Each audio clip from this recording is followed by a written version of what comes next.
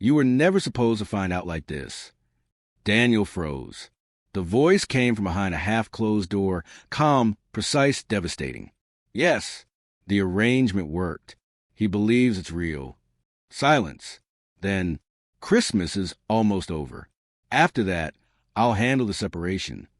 Daniel's breath collapsed in his chest. Arrangement? His phone slipped from his hand and hit the marble floor, the sound sharp enough to echo through the house that still didn't feel like his. He backed away before anyone could see him, because if what he just heard was true, then the woman he married to save his dying mother wasn't his wife at all. She was using him. He needed a wife before Christmas. She needed a distraction before grief swallowed her whole. And somewhere between desperation and silence, the truth was buried on purpose. Daniel Harper stared at his phone, his mother's voicemail replaying for the fourth time. "Danny, Christmas is coming so fast. I don't have much strength left. Sweetheart, I just want to see you settled, loved, before—" Her voice faltered. Daniel closed his eyes. Stage 4 heart failure. 6 months if they were lucky, less if they weren't. He was 36, respected, financially stable, alone in every way that mattered. And now the woman who had given up everything for him was dying with one fear she couldn't shake, that her son would end up alone. Daniel leaned against the window of his Savannah office, watching Christmas lights flicker to life along the Riverwalk. Couples laughed. Families posed for photos. Life moved forward while he felt suspended in grief. "You work too much," his mother had said earlier that morning. "You hide in buildings and blueprints." When was your last real date? 2 years ago. A relationship that ended the moment his life became complicated. "I'm happy," Daniel had lied. She hadn't believed him. "I hear the loneliness in your voice," she whispered. "I just want to know someone will be there when I'm gone." That was when the promise slipped out. "I'll figure something out, Mom." The words tasted like a mistake the moment he said them. That evening, Daniel put on the suit he hated and attended the winter charity auction he'd planned to skip. Shake hands. Smile. Leave.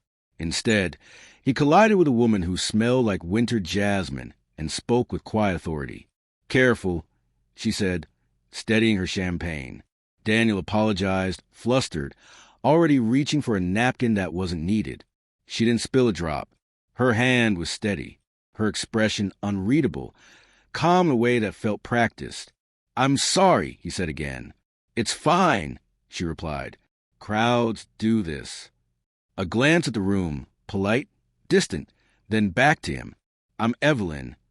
No last name, no flourish, just a name delivered like a boundary. Only eyes that looked like someone who had lost everything and survived anyway. And Daniel had no idea that the woman standing in front of him wasn't just wealthy. She was a billionaire hiding from her own grief. Welcome back to Tales of the Fireplace Family. Here, we share stories that remind us of one truth. Love and loss touch every soul, no matter who we are. We never know when, how, or why, but love always finds us, and its stories deserve to be told. If you're new here, subscribe and hit the notification bell, so you never miss the moments that change everything. And to our returning hearts, thank you. Your presence keeps this fire burning. Stay with us till the end. Share your thoughts, and tell us where in the world you're watching from. Let us continue. Around them, the winter charity auction hummed with soft laughter and the clink of glass. Donors clustered beneath white lights strung like constellations. Bids rose. Applause followed. Daniel had planned to stay 10 minutes. He'd stayed long enough to run into her. "Daniel," he said, adjusting his tie. "I was just—" "Leaving," she guessed. He smiled, surprised. "That obvious?" "You're standing near the exit," she said, "and you're watching the room like you're counting minutes." He laughed, a breath he didn't realize he'd been holding. "Guilty." Evelyn took a measured sip. Her dress was simple, black, tailored, unassuming. Too unassuming. The kind of simplicity that hinted at expense without announcing it. Her watch caught the light when she moved. Daniel noticed, then told himself not to. "I don't usually stay long either," she said, "but tonight felt necessary." Necessary. The word lingered. Inside her head, The noise was relentless. Board members, advisors, headlines that still used the word widow like it was a diagnosis. 9 months since the crash, and the world had decided grief should be tidy by now. Evelyn came to events like this to give them what they wanted. Proof she was functioning, visible, stable. She didn't come for the cause. She came for the noise, something loud enough to drown out the quiet she dreaded. Work. Daniel asked. Expectations, she said, honest enough to feel real without revealing anything. They have a way of showing up uninvited. He nodded. Tell me about it. They stood closer than strangers usually do, not touching but aligned. The air between them felt heavier, like a conversation already in progress. You don't like these things, she said. No, he admitted, but sometimes you do what you're told. Her mouth curved, almost a smile.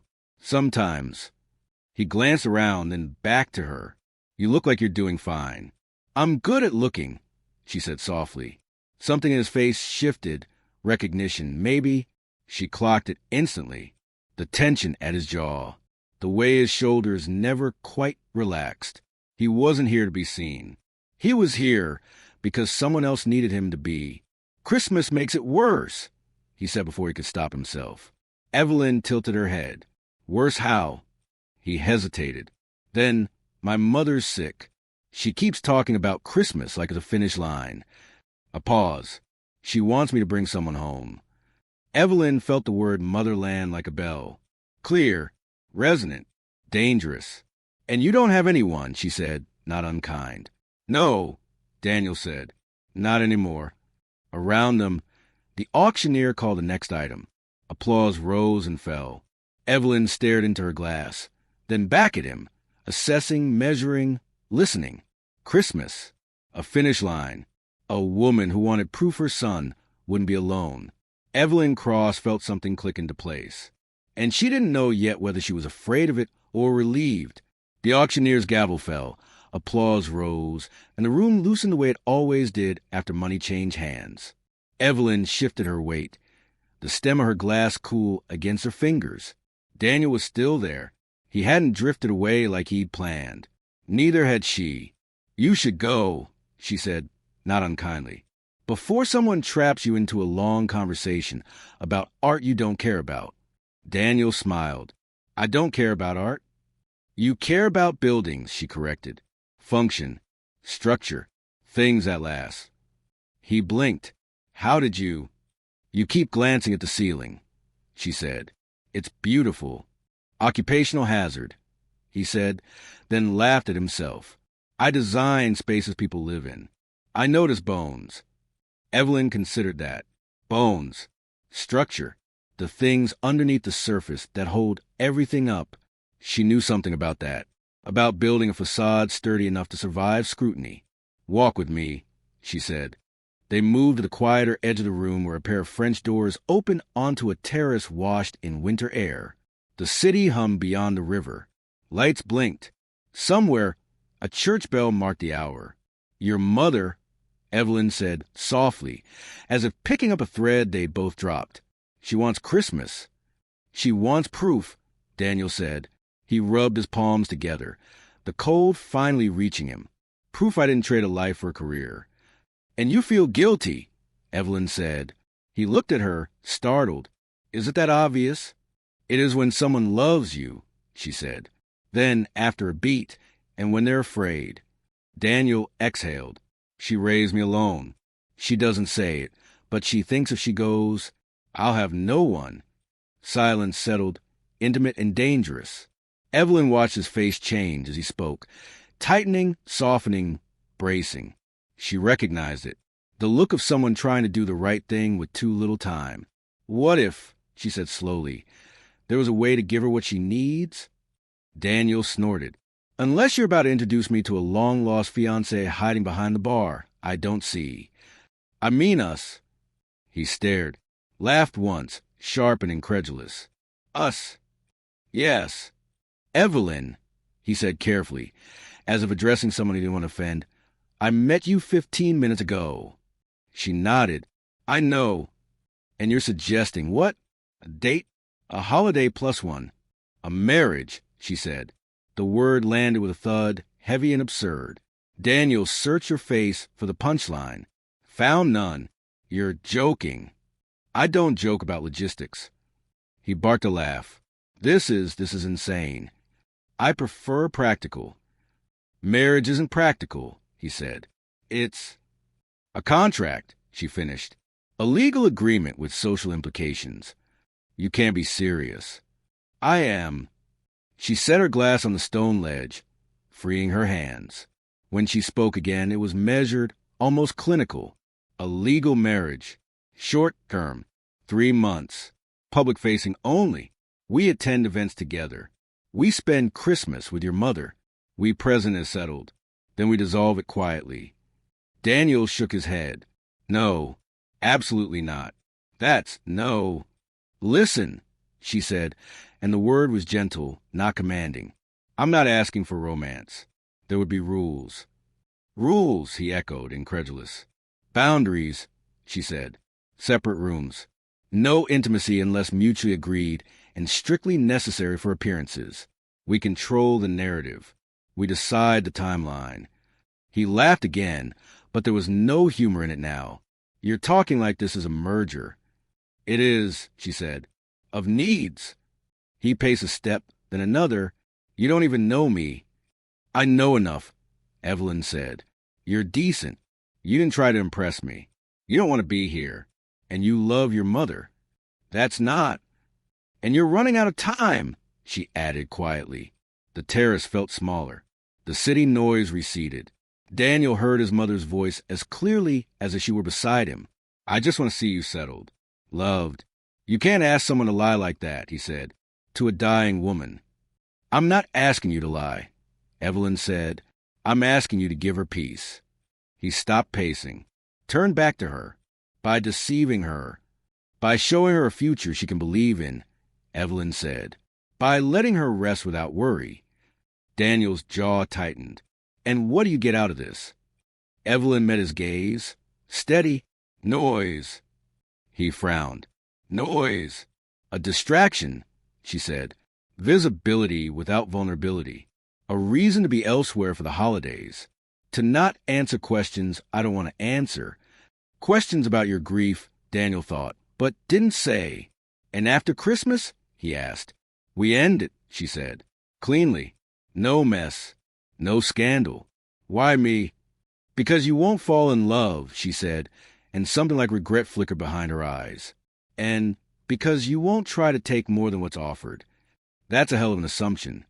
It's an observation. He stared out at the river, the lights blurring. This was madness. He knew it. He could walk away. Should walk away. But the image of his mother, thin hands, hopeful eyes, pressed against his chest. 3 months, he said. Legally? Yes.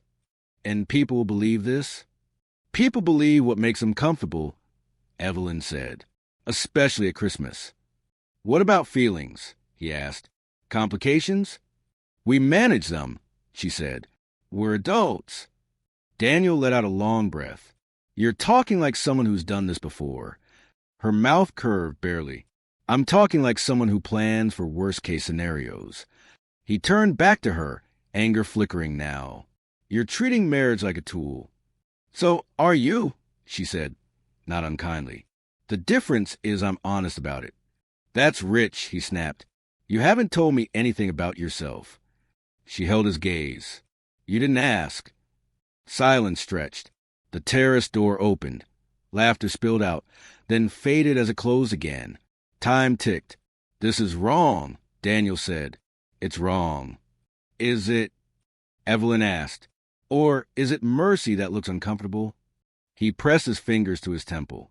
I'll figure something out, he'd promised. This was something. Terrible, improbable, but something. What if she finds out, he asked. She won't, Evelyn said. And if she does, she'll know you loved her enough to try. He swallowed.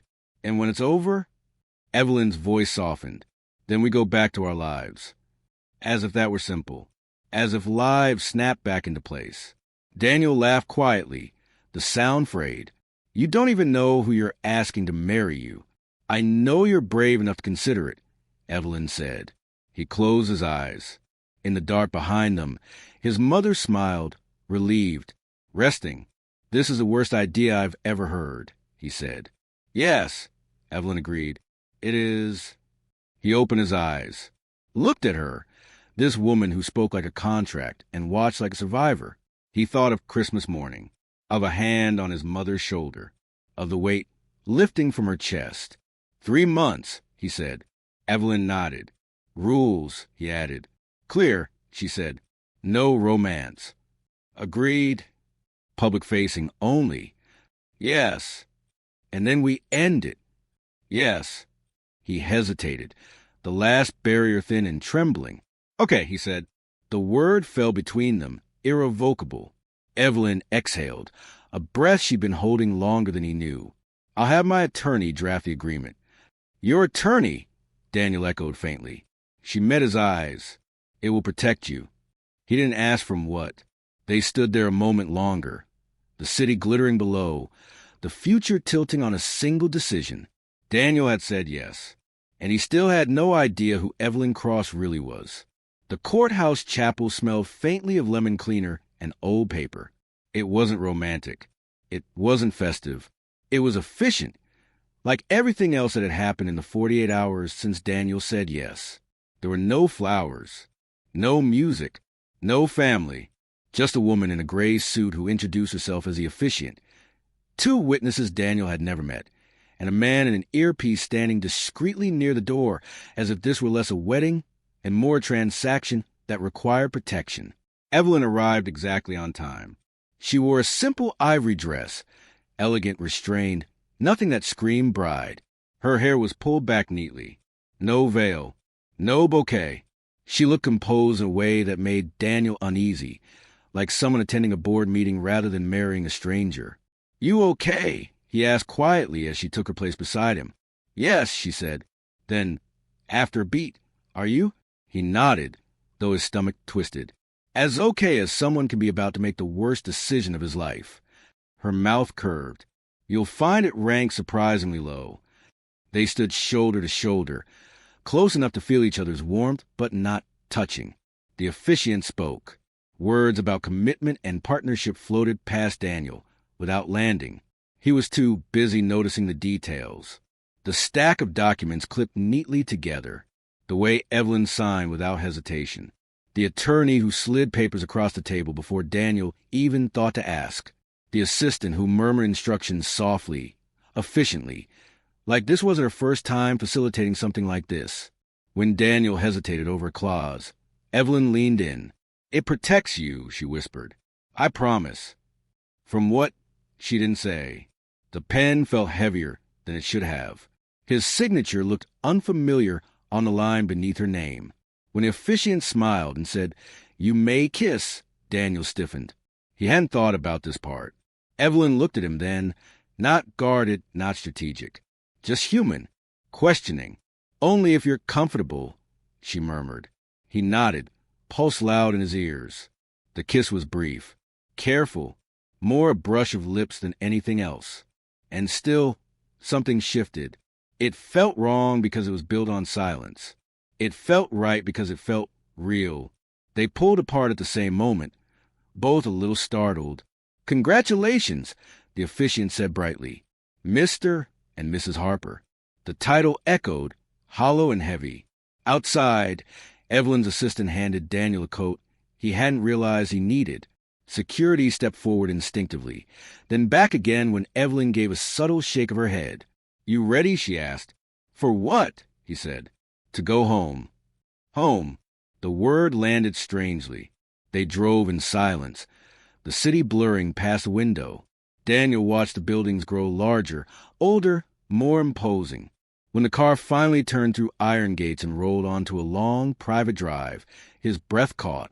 The house rose before him, grand, immaculately lit, guarded by quiet confidence. Daniel stepped out slowly. This wasn't just wealth. This was something else entirely. And standing beside him, Evelyn said nothing at all. The house was quiet in a way Daniel had never known. Too quiet, too controlled. Not empty, curated. Warm lights illuminated polished floors. Art hung on the walls without labels, each piece commanding its own space. A staircase curved upward like something out of a magazine spread. Beyond the windows, the river glimmered, private and uninterrupted. "This is a lot," Daniel said. Finally, Evelyn didn't argue. "It's just a house." It wasn't, and they both knew it. A woman in black greeted them at the door, offering to take Daniel's coat before he could refuse. Another voice drifted from somewhere deeper in the house, soft, efficient, discussing tomorrow's schedule. Schedule. Daniel's pulse ticked upward. "Who are all these people?" he asked. "Staff," Evelyn said simply. "How many?" "Enough." That answer settled badly in his stomach. They moved through the space, Daniel's footsteps echoing while Evelyn walked as if she'd memorized every inch long ago. Doors opened without question. Lights adjusted automatically. Security cameras blinked silently above door frames. "This doesn't match what you told me," he said, stopping in the middle of the hall. Evelyn turned slowly. "What did I tell you?" "That you were private, successful." His voice tightened. "Not this." She studied him for a long moment, weighing something. Before she could speak, a television flickered on in the sitting room. Muted, but unmistakable. A news banner scrolled beneath a familiar face. Evelyn Cross, CEO, Grief and Leadership Under Scrutiny. Daniel felt the floor tilt. He looked at the screen. Then at her. His voice failed. "You're that Evelyn Cross." She exhaled. "Yes." "A billionaire," he said, hollow. "I don't like the word," she replied. "You didn't think to mention it?" "I was going to," she said. Then it didn't matter anymore. "It matters now." His laugh was sharp, wounded. "You let me marry you without telling me who you were." "I let you marry me knowing exactly who you were," she said quietly. "That's not the same thing." Silence stretched between them, thick with unsaid things. "Why?" Daniel demanded. "Why hide it?" "Because people stop seeing me when they know," Evelyn said. "Because every interaction becomes about leverage or fear or expectation. Because grief becomes a headline." She looked away. "My board wanted visibility, stability, a distraction from the fact that I lost my husband and almost lost myself with him." Daniel's chest tightened. "So I'm what? Optics?" "No." Her voice sharpened. "You're a solution." That hurt more than he expected. "You used me," he said. "I was honest about the arrangement," she countered. "It was legal, temporary, and it protects you." "Protects me from what?" "From my world," she said softly. He shook his head. "You decided for me. You took away my choice." "I gave you time with your mother," she said. "I gave her peace." The words cut both ways. Daniel stepped back, the space between them suddenly vast. "I don't know where I fit in this." "You fit exactly where we agreed," Evelyn said. 3 months, public-facing. Then we end it. Her voice was calm, controlled, distant again. He realized then how easily she could pull that wall back up. Daniel looked around the mansion, at the staff, the cameras, the headlines, and felt very small. As he followed her down the hall to the guest wing, one question echoed louder than the rest. Was he her husband, or just another distraction?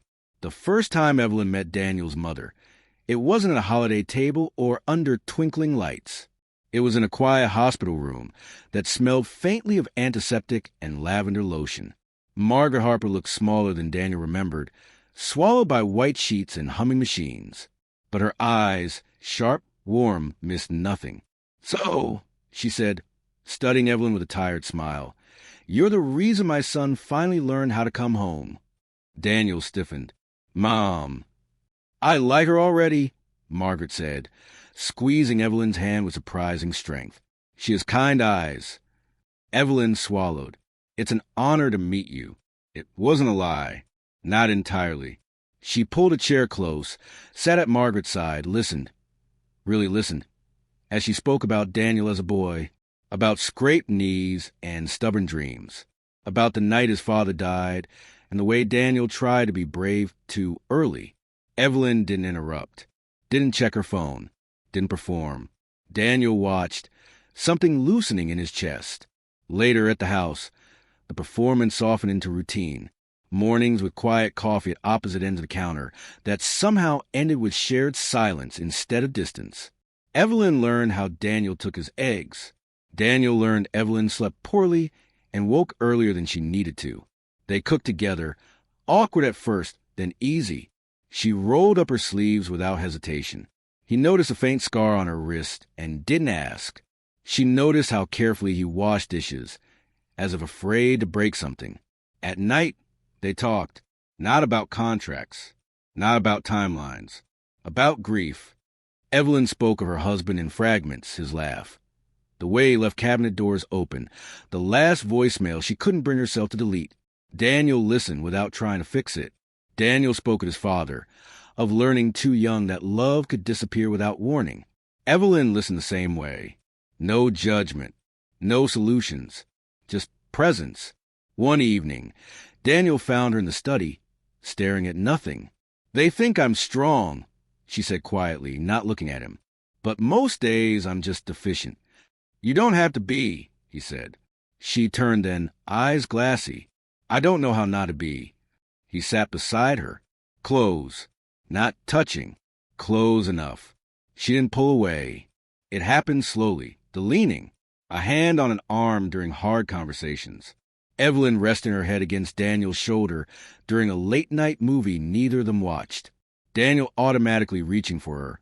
When bad news came, the lie still existed, but it was quieter now. One afternoon, Daniel caught Evelyn laughing with his mother over the phone. Genuine, unguarded laughter. When she hung up, her eyes were wet. "She makes it easier," Evelyn said. "Believing you're okay." Daniel nodded. "She believes you make me better." Evelyn looked at him. Something unspoken passing between them. Later that night, as Daniel sorted the mail, he froze. An envelope. No return address. Inside, a single clipped article. Evelyn Cross's mysterious marriage. Questions remain. He looked toward the hallway where Evelyn stood. Phone pressed her ear, voice low and controlled. "Yes," she was saying. "I know they're watching." Daniel folded the article slowly. The lie had started to feel real. And now, someone else was starting to notice. The first call came while Evelyn was on the balcony, staring out at the river like it might offer answers it never had. "Evelyn Cross," the voice said smoothly. "This is Hannah Cole with the Sentinel. I'm working on a piece about sudden marriages among public figures. Yours came up." Evelyn didn't respond. "I'm sure you understand." The reporter continued. "When a CEO marries a man with no prior public connection, people get curious." Evelyn ended the call without a word. Inside, Daniel watched her through glass. He'd heard enough. "They're asking questions," he said when she came back in. "Yes," she replied, loosening her jacket. "They always do." "About us," he pressed. "About whether this is real." Her jaw tightened. "It is real, legally." "That's not what they mean." Silence crackled between them. The board meeting was worse. Faces on a screen. Voices sharp but concerned dressed up as strategy. This marriage was not cleared. One director said. "You're becoming a liability," another added. "Optics matter." A third warned. "Sentiment doesn't." Evelyn listened, expression unreadable. When it ended, she closed her laptop and sat very still. "They want you gone," Daniel said quietly. "They want control," she corrected. At the firm, Daniel felt it too. Colleagues lingering longer in his doorway. Questions framed as jokes. Whispers that followed him down hallways. "So, billionaire, huh?" someone muttered. "Guess love pays better than architecture." He came home angry that night, hands shaking. "You didn't tell me how big this was," he said. "I didn't think it mattered," Evelyn shot back. "It matters when my name becomes a headline." "And you think my name hasn't been?" she snapped. "I didn't choose this life to be dissected." "You chose me without telling me the whole truth," Daniel said. The words hung, sharp and unforgiving. "I told you what the arrangement was," she said. "You agreed." "I agreed because my mother is dying," he said, voice breaking.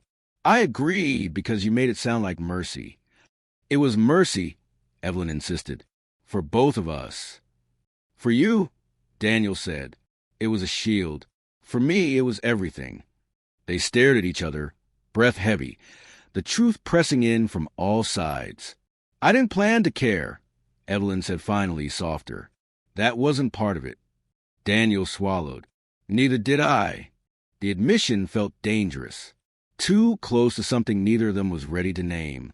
Before either could say more, Daniel's phone rang. He glanced at the screen. His color drained. It's the hospital, he said. Evelyn was already moving toward him. They said my mother collapsed, Daniel whispered. They don't know if she'll make it through the night. The world outside kept watching. Inside, everything else fell away. Christmas Eve arrived wrapped in sterile light and quiet alarms. Daniel sat beside his mother's hospital bed, his hands clasped around hers like if he held tightly enough, she might stay. Snow drifted past a window in slow, deliberate flakes, settling on the ledge as if the world itself had decided to move gently tonight. Evelyn stood a few steps back at first, unsure, out of place. Margaret Harper opened her eyes and smiled weakly. You came, she whispered. Both of you. Of course, Daniel said, voice thick. We're here. She studied Evelyn the way she always did. Carefully, perceptively. You look tired, my dear. Evelyn swallowed. I'm all right.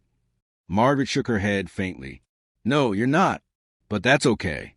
None of us are. Silence settled. Heavy but not cruel. Daniel broke first. I need to tell you something, he said, the words trembling free at last. About the marriage. Evelyn's breath caught. Margaret squeezed his hand. I know. He froze. You know? I knew from the moment you said it, she said softly. Your voice went tight. Same way it did when you were 10, and tried to convince me you hadn't broken the window. Daniel let out a shaky laugh that turned into a sob. I lied to you. You protected me, she corrected gently. There's a difference. Evelyn stepped forward. Margaret, her composure cracked. This started as a strategy. I needed a distraction. I never meant to. But you stayed, Margaret said. You called me. You listened. You cared when no one was watching. She reached for Evelyn's hand. Evelyn took it without thinking. I've been watching you too, Margaret continued.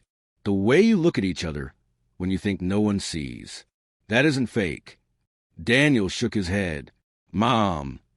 Hush, she said. I'm dying, not blind.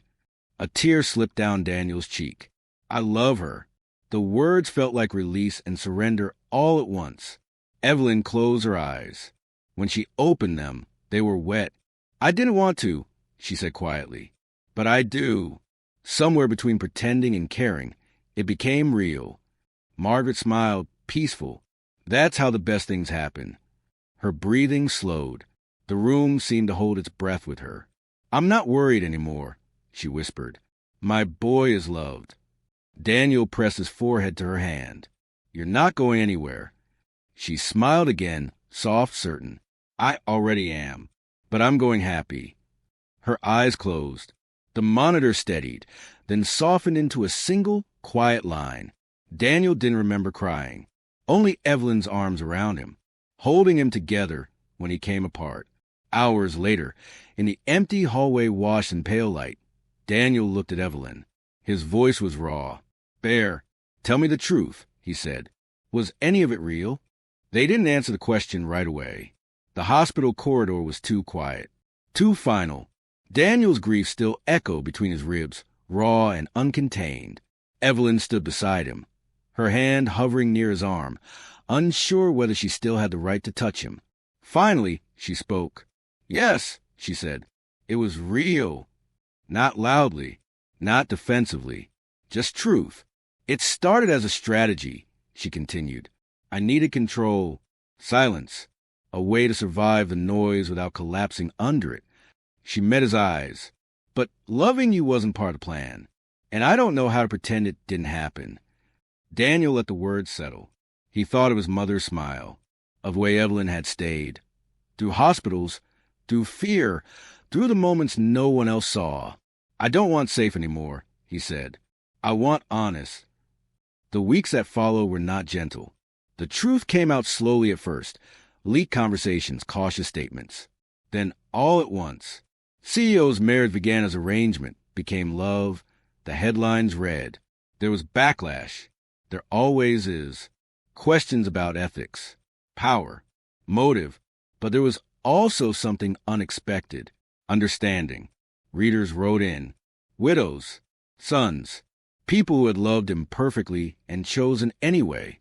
The narrative shifted, not from scandal to fairy tale, but to something quieter, human.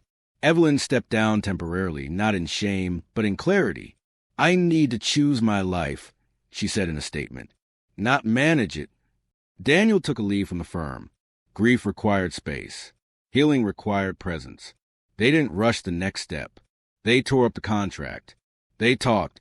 They argued. They learned how to sit with discomfort without retreating behind rules. Months later, on a cool spring morning, they returned to the same courthouse garden. This time, there were flowers, friends, no witnesses paid to be silent. Evelyn wore white, not because it meant purity, but because it felt like beginning again. Daniel held her hands without shaking. This time, he said, there's no timeline. She smiled. Good. I'm done counting days. When they kissed, it wasn't careful. It wasn't practiced. It was chosen. Life didn't become perfect. They rebuilt slowly. Evelyn redefining leadership. Daniel redefining success. They kept Margaret's house, filled it with light, turned grief into memory instead of ache. Some mornings were still hard, some nights still heavy, but they chose each other anyway. Every day, because in the end, the truth wasn't who hid what.